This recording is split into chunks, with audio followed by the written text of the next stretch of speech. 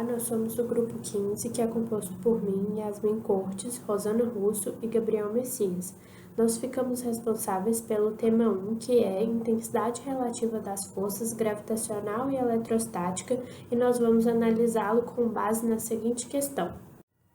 Em algum local do espaço há 2 grãos de poeira. Sim, a abundante poeira no espaço é desse material que as estrelas e os planetas se formam, com 50 micrômetros de diâmetro e com uma densidade de massa de 2,5 gramas por centímetro cúbico.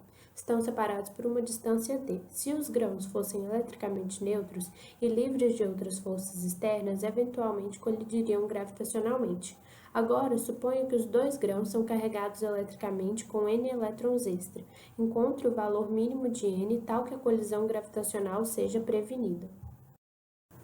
Então, para resolver essa questão, é preciso conhecer primeiramente a respeito da lei da gravitação universal, que diz que 2 corpos atraem-se com uma força diretamente proporcional às suas massas e inversamente proporcional ao quadrado da distância entre esses corpos, e isso pode ser traduzido por essa expressão matemática. Visto isso, também é preciso ter uma noção acerca da lei de Coulomb. Ela nos diz que a força eletrostática entre 2 partículas carregadas é proporcional à intensidade das suas cargas elétricas e inversamente proporcional ao quadrado da distância que as separa. Além disso, a força elétrica depende do meio que as partículas estão inseridas, e juntando tudo isso na forma de equação, nós temos essa fórmula aqui. Assim, relembrando, a questão trata de 2 grãos de poeira cósmica que estão separados por uma distância d.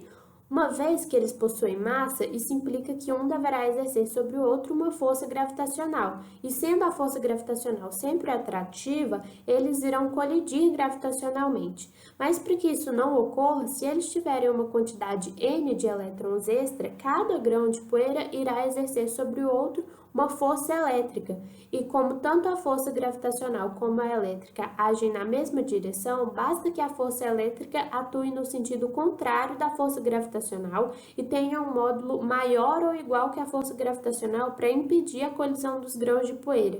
Então, para visualizar o problema, nós temos essa figura que mostra o diagrama de força sobre cada grão.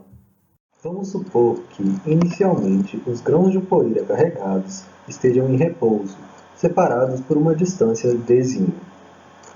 Examinando as forças que atuam no primeiro grão de poeira no eixo x, para que não ocorra colisão gravitacional, deve ser válida a relação que a força elétrica que 2 realiza em 1 menos a força gravitacional que 2 realiza em 1 tem que ser maior ou igual a 0.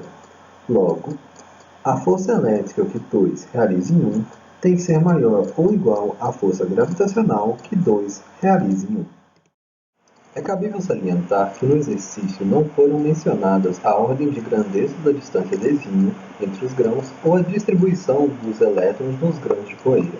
Dessa forma, em casos nos quais dzinho detém escala microscópica, a posição da carga sobre o grão de poeira seria relevante na análise das forças atuantes.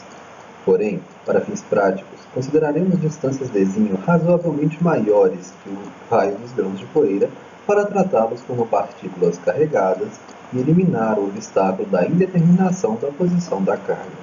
Assim, podemos escrever que a força elétrica é maior ou igual à força gravitacional.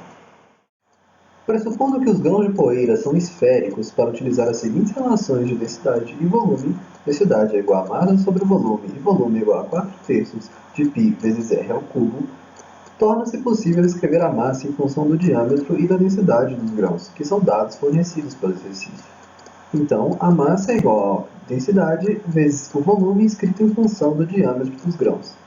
Logo, considerando dzão o diâmetro dos grãos, teremos a seguinte relação, na qual substituímos m² pelo quadrado da relação encontrada anteriormente.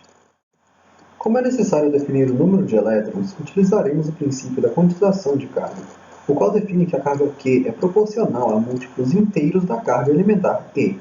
Matematicamente, Q é igual a N vezes Z, em que N é igual a mais ou menos 1, mais ou menos 2 e assim por diante. Portanto, ao substituir Q por NE e realizar algumas operações básicas, chegamos à conclusão de que o módulo de N tem que ser maior ou igual que a relação apresentada. Dando continuidade, apresentamos os dados do problema e algumas constantes requeridas na resolução. Substituindo os valores, encontramos que o módulo de n deve ser maior do que 0,088. Portanto, devido à quantização da carga, o número de elétrons adicionais tal que a colisão gravitacional seja evitada é igual a 1. Diante disso, concluímos que não é possível a situação na qual os dois grãos estejam em equilíbrio estático.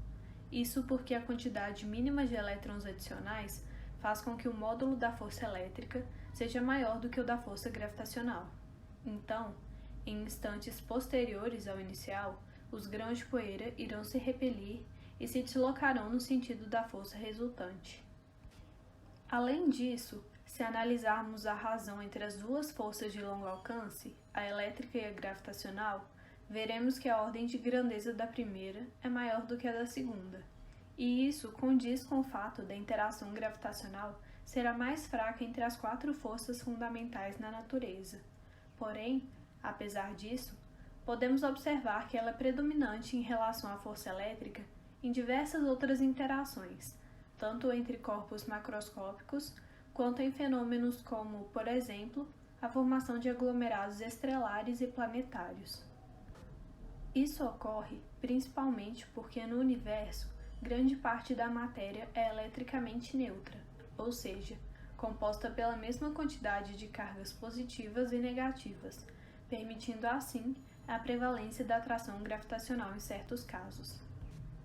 E com isso concluímos nossa interpretação do problema. Obrigada pela atenção.